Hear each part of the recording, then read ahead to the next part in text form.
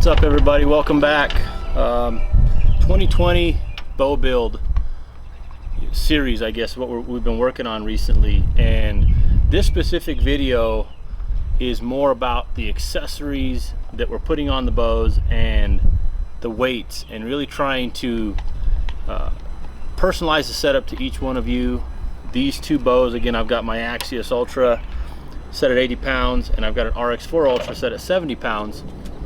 They're set up similar and different in many ways, but similar with you know, black gold sights, Hamskea rests. I've got bee stinger setups on both setups, but these platforms are obviously different in weight.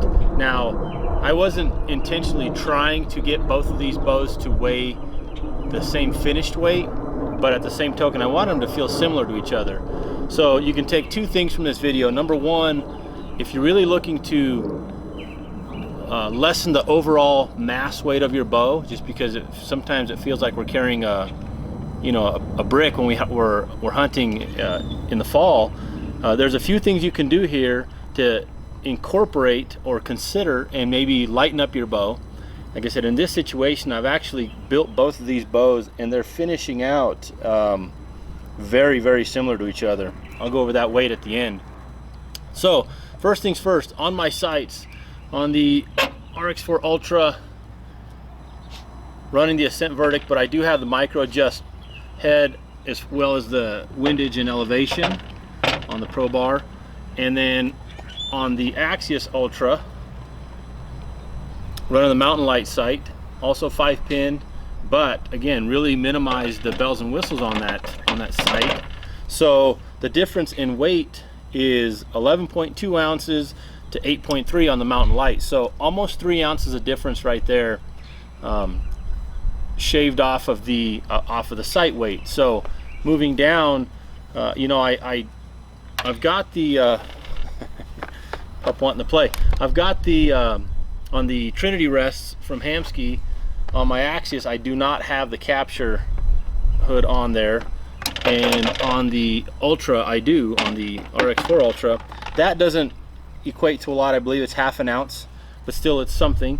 I can give or take either way. I like the rest both in both with the capture and without. On my RX4 Ultra, that bow is going to be tree stand, primarily tree stand, antelope, that kind of thing. So to have an arrow loader in the bow and just have it there, you know, it doesn't bother me to have it or not have it. So I'm just going to leave it on that rest, as that's how that one's configured. Moving down to the stabilizers, this is a big one that really influences many things, and you can say that it influences or it's influenced by your quiver setup, and we're going to talk about those two kind of together. But to show you that on the stabilizer setups, I've got a 10/8 setup on each of these bows.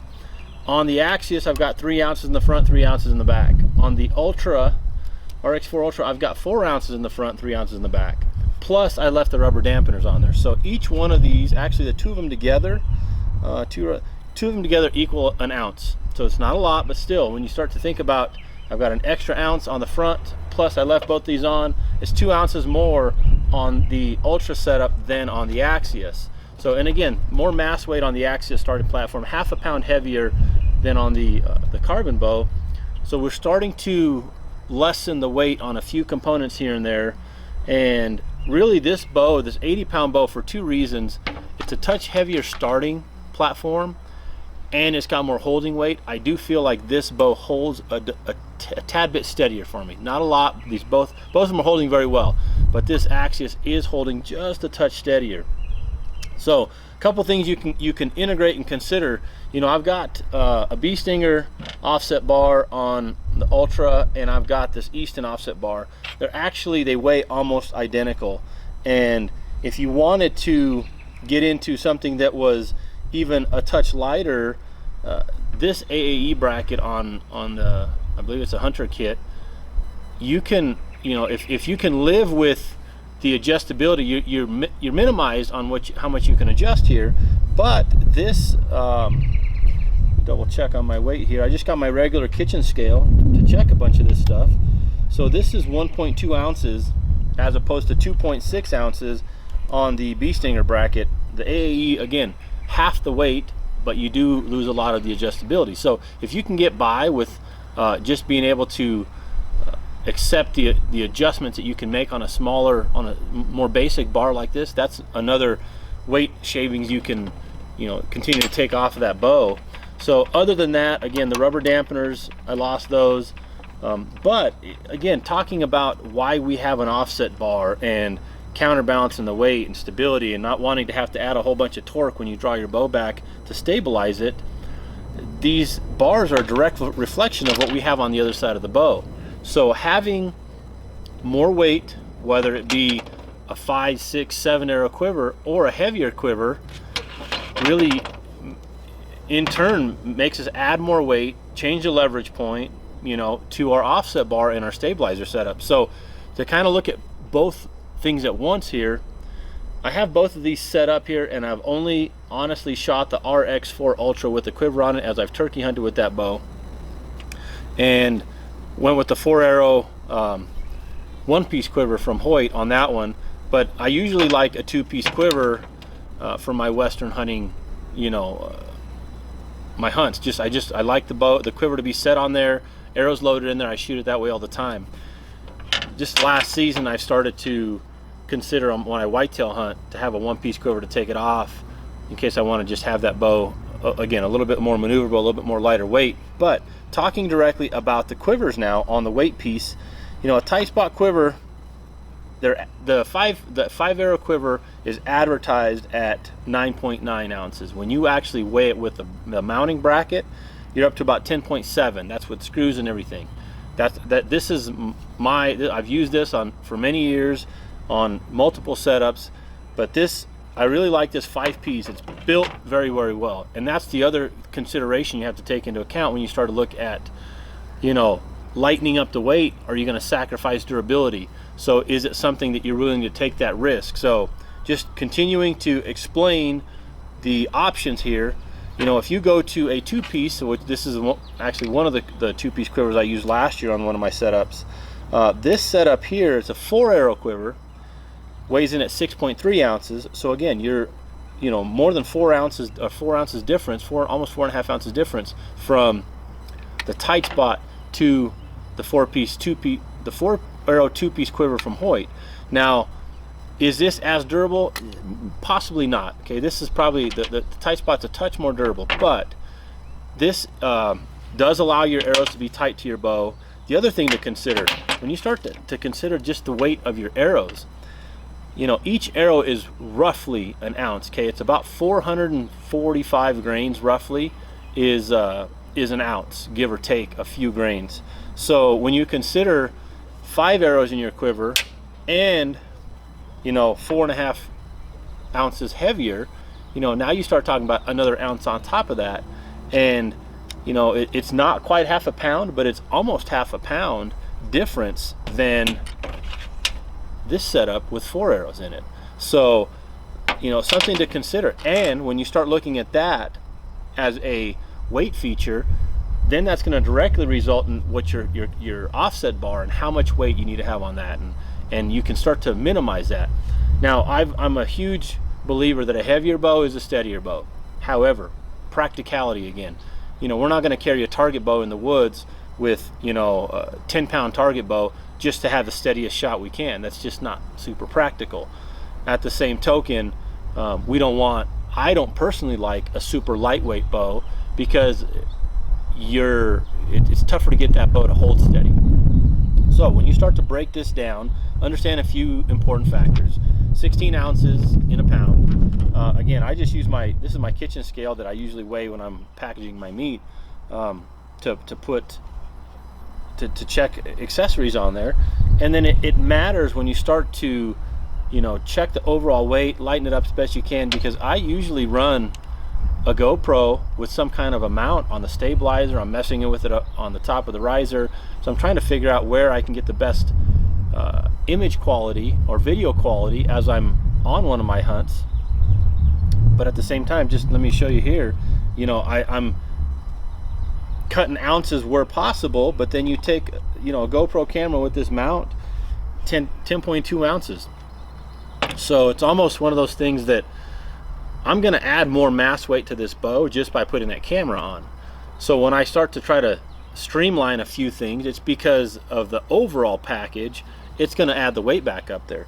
And just to give you guys an idea, again, this bow as it's currently set up with no quiver on it, okay, just the way it's currently set up, the way I've been shooting it, and then the RX4 Ultra, the difference is very, very slim. On the RX4 Ultra, 6.72 pounds. On the Axius Ultra, 6.81 pounds. So a tenth. It's very, very minimal. These bows are almost weighing identical, even though the Axius is a ½ pound heavier right out the gate. So again, as you start looking at components, accessories, lightening up your weight, have a plan as to why you want to lighten it, or if, you know, if at all, if it's a functionality thing, if it's a durability thing, if it's because of additional bells and whistles you're going to throw on there down the line. You know, start to get a feel for what your optimal bow weight needs to be, or what you want it to be. And then, you know, when you start looking at accessories, then you start to, you know, really under that question that we've talked about, you know, in previous videos, is what's best for you. Figure out what's best for you. Well, for me, I'd like to have these two bows weighing similar to each other, even though they're different platforms, different holding weight. I'd like the overall starting weight to be similar. I'd like them not super heavy, because when I do add my camera accessory on, it's going to add some weight. So there's a specific weight area that I like to be. The other thing is I'm really liking a 4-arrow quiver instead of a 5-arrow quiver, because that really lessens the impact that this has on when I put it on there, because it's saving me a bunch of ounces by going to a 2-piece 4-arrow from a 5-arrow. And don't get me wrong, you can go with the 3-arrow quiver in a tight spot, and the tight spot advertises 6.86, probably close to 7.5 by the time you add that mounting bracket on there, but that's okay. It's a good option. I've been one that's shot quite a few arrows at one animal before, or on a hunt, but I've never emptied 4 arrows at one animal in a situation. It's not practical. Okay, you're not gonna likely see that. So some people might say, I like to carry 5 or 6 or 7 arrows because I like to shoot at grouse, or I like to shoot at rabbits, or shoot at something out in the field. Well, understand what's your best setup. You know, for me, if I'm going to be packing in, I take my 4 primary arrows built in the quiver, and then I'll have another 6 to 8 arrows in my pack that may have small game tips on them. Some of them may not have any tips, and I just have a couple of extra broadheads that I've already spun and numbered to know which arrows they're going to go on to. So that way, in the event I do have a couple arrows that I shoot at and miss, or maybe I fill one of my tags, I can reload my quiver and be ready to go. So just understand, like I said, that having a broader picture of where you want to be and why you want to get there. There's not a magic weight that I'm going to advertise, or I'm going to give you that, oh, this is what you really should be weight wise. It's so random and super subjective to each person. I like the 34 or 35 axle to axle bows, and so it's going to give me a heavier starting point. Some of you may like a lighter weight bow, shorter bow, and there's some definitely good ones on the market that give you even more options to start with. You know, that theory of start with a lighter bow so you can put the weight where you want it. Well, that there's definitely something to that. Or just gives you the flexibility to have more options, like on this site where I've got micro adjust everywhere, and you know, got a few more options there. So that's all I want to talk about on this video. Like I said, understanding the overall weight, how to lessen some weight if you want to. You may end up having to look at different manufacturers for certain components, be it a offset stabilizer bracket, you know, a different sight, or a quiver. You know, it's good to be loyal to certain companies.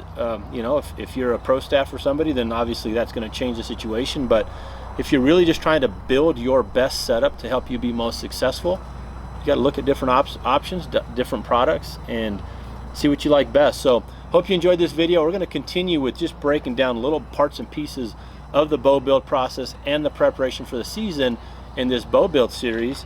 and you know, continue to answer some questions as we get them along the way. So thanks for following along. We'll see you guys all soon. Hopefully your progress so far this season, getting yourself ready for your hunts, is progressing pretty nicely. And like I said in previous videos, if you have any questions, don't be afraid to comment in the videos here or email me, Phil@nolimitsarchery.com, and we will see you guys on an upcoming video.